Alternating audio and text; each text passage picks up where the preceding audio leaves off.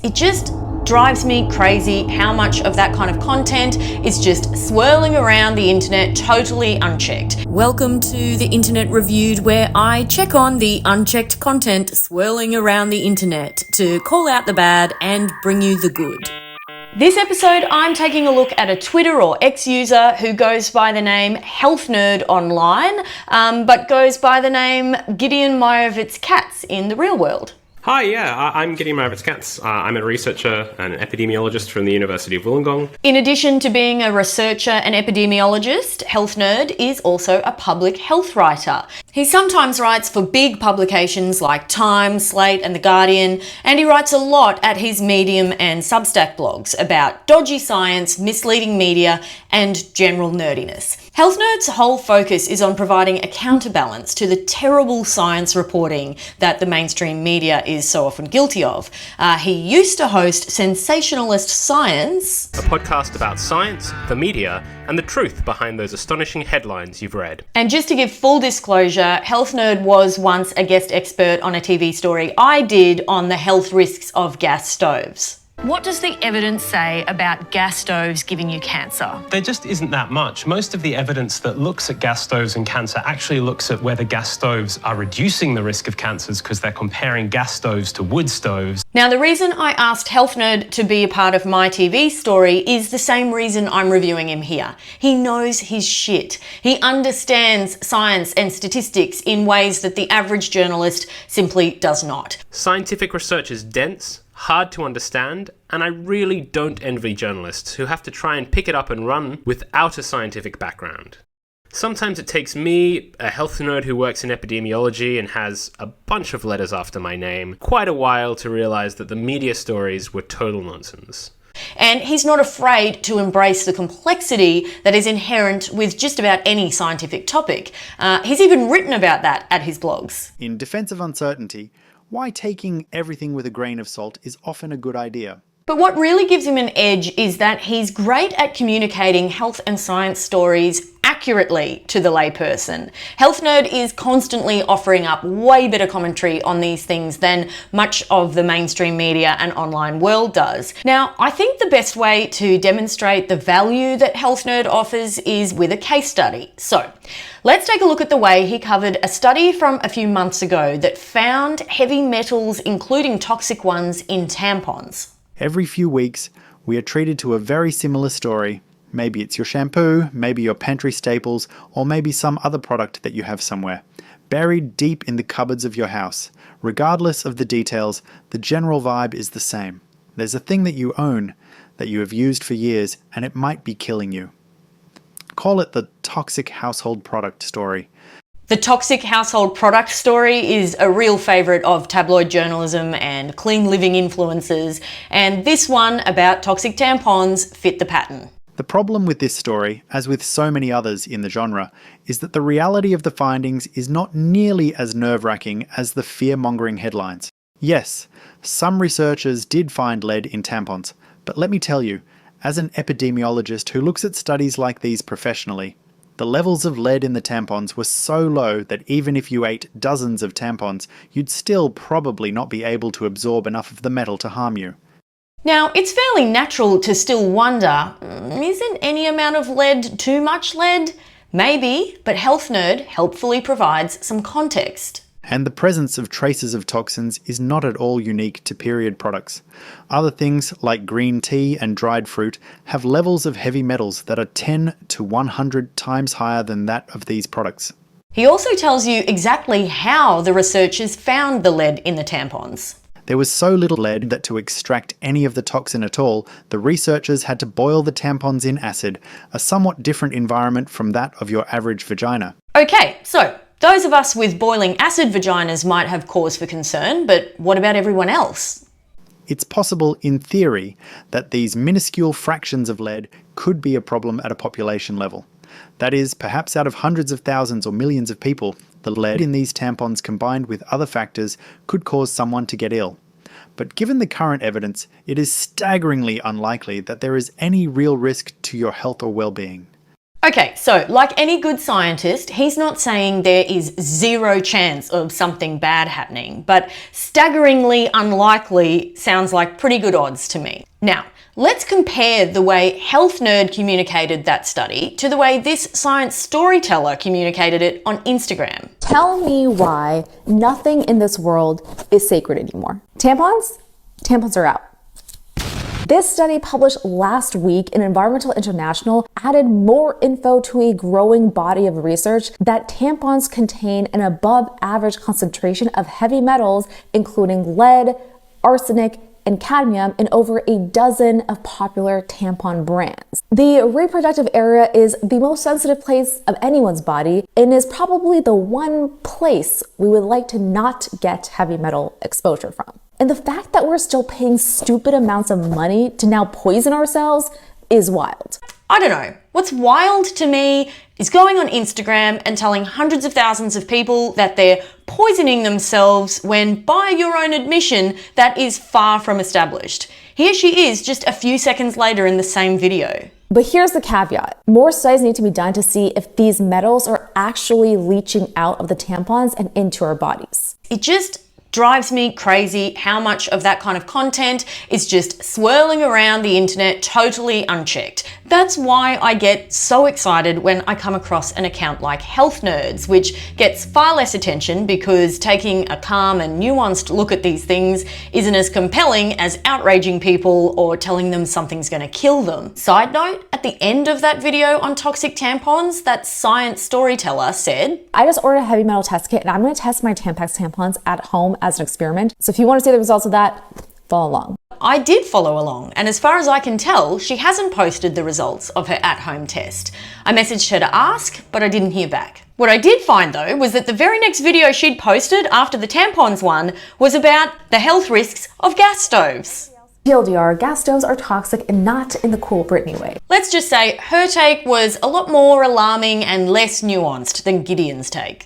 Now, I'm trying to avoid getting too snarky on here about all of this, because I do understand that it is quite natural for people to be concerned about their health and to be somewhat mistrustful of big business and big pharma and big everyone and all the chemicals and pollutants we're exposed to. I mean, it's not like there's no history of companies lying about the harm their products can cause. So what I like about HealthNerd's sort of cool your jets approach to a lot of these stories is that he takes a very empathetic view as to why people might be getting a bit panicked about them, especially when there's so much misreporting of the evidence. People have been rightly worried about their health. Maybe you were sent this article by your mum, or maybe you dropped it into a group chat and concerned discussion ensued, or maybe you showed it to your wife. It's a natural instinct. It's not great to hear that you or your loved ones might have been poisoning yourselves with lead without knowing it, especially with a piece of cotton that literally goes inside your body. So yeah, it's good that he doesn't make out like people are idiots for being worried and just sort of provide some gentle pushback against the juggernaut of shit reporting. And if we go back to the very first episode of his Sensationalist Science podcast from about 5 years ago, it's clear that he's been driven to do this out of frustration with terrible media reporting and misleading headlines. Let's kick off with some of these wonderful headlines. What I mean is confusing, nonsensical, and often filled with inaccuracy. The New York Post had a great example.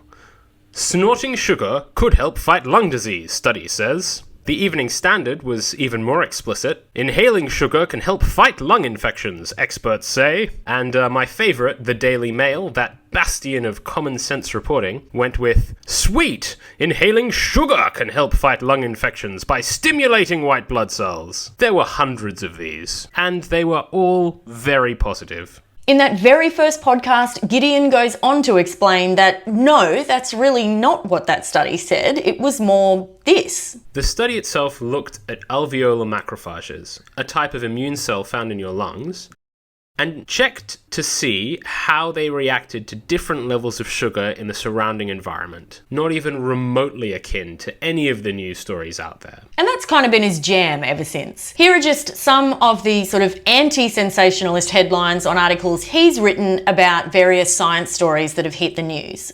Should you kick your Diet Coke habit? As a public health expert, I'm not too worried. You don't need to worry about heavy metals in dark chocolate. Is it better to vape than smoke? Definitely, but it's still worse than quitting entirely. Is drinking coffee safe during your pregnancy? Get ready for some nuance. Don't believe the hype. Organic food doesn't prevent cancer. Ultra-processed food is not as addictive as cocaine. Finally, I want to acknowledge that I know we live in a time when people have lost a lot of faith in the scientific community. And, there are a whole bunch of issues these days, from climate change to the pandemic to vaccines, things that really should simply hinge on what does the evidence show, but have become deeply politicized. And so I get that it's not really enough to just say to people, trust the experts anymore. But for what it's worth, HealthNerd is someone I do trust because I think he resists politicizing science, and also that he acknowledges the limitations of science, as well as calls out the problem of fraud in science. This is a really big issue. It's starting to get a lot more attention, and it's something that he goes to a lot of effort to call out. He wrote a great overview of the problem on his blogs in a piece titled, "A Lot of Science is Fake. How much? No one is sure." Fraud is a big problem in science. People fake academic work. In some cases, this is silly and fairly amusing, the retracted paper that claimed that men who carry guitar cases are more attractive. In other cases, like the story of Yoshitaka Fuji, who admitted to fabricating results in trials of drugs used to treat serious surgical complications, it's less funny and more terrifying. I really recommend reading the piece. He goes into some detail about what is known about how widespread the problem is, how and why it happens, and the areas of science where it's most likely to happen. There are areas where fraud is almost unknown in medical science, which means that we could probably eliminate it in all areas. We just need to acknowledge that we have an issue and start working to fix it. HealthNerd himself investigates a lot of scientific misconduct, often resulting in published papers being retracted and sometimes even in the authors admitting to fabricating data. And for the more nerdy types among you, HealthNerd gets into a lot of debates, or just discussions really, on Twitter with other sciencey types about the nuts and bolts of scientific research and how good or bad individual studies are. HealthNerd has looked into the quality of research on topics as varied as vitamin C, ketamine as a depression treatment, long COVID, alternative COVID treatments like ivermectin, the effects of lockdowns during the pandemic, the effectiveness of masks, and in a move that may qualify him as either the bravest or craziest man on the internet, he even did an 8-part review of the CAS review, which looked into the evidence for medical interventions for gender dysphoria in trans kids. So, where are we at with the judging criteria? Well, 1, can you generally trust that what this user says is factual? Yes, extremely factual and detailed. Although I do have to be honest and admit that HealthNerd is so nerdy that a lot of the statistical debates he gets into on Twitter do sometimes go over my head. So I can't guarantee that he's right when he says things like, it is possible that an RCT of 30 people could give a p-value of 1e30. And I'm sure he might make the odd mistake, he's only human, but overall he's a very highly trustworthy source. 2, is this user open about their political bias, perspective, or incentives? Look, this one's a bit tricky to answer because politics don't really come into much of what HealthNerd puts out. If I had to guess at where he sits on the political spectrum, I'd say probably slightly left of centre, but I haven't seen any evidence of that political perspective affecting his assessment of scientific evidence. And as for incentives, well, apart from the incentive to attract paid subscribers to his Substack and Medium blogs, I'm not aware that there's any other reason why he would be writing what he writes. Now, if you happen to know that he is actually sponsored by Big Lead Tampon or whoever, please let me know and I will issue a correction. Thirdly, does this user offer something of value to the discourse? Yes, big yes. We absolutely need people like HealthNerd pouring cold water over the endless freaking out based on poor scientific literacy. I wish more mainstream media outlets would reach out to him for comment on these stories. And finally, is he accountable? Yes, from what I've seen, he will own any mistakes, and he's also very open to constructive criticism or commentary or conversations about his work. Overall, HealthNerd gets a very strong follow. If you use Twitter or X, add him to your feed. He's also on Threads, the Instagram version of Twitter, and definitely go and take a look at his Medium and Substack blogs and subscribe if you can afford it. And if you're a news producer of any kind, please add him to your list of experts for comment on science stories. That's all from me for now. If you have any feedback, please leave a comment, or you can email me at theinternetreviewed@gmail.com. You can also send me any suggestions of people or accounts you'd like to see me review. And if and when I have the time, I'll look into it.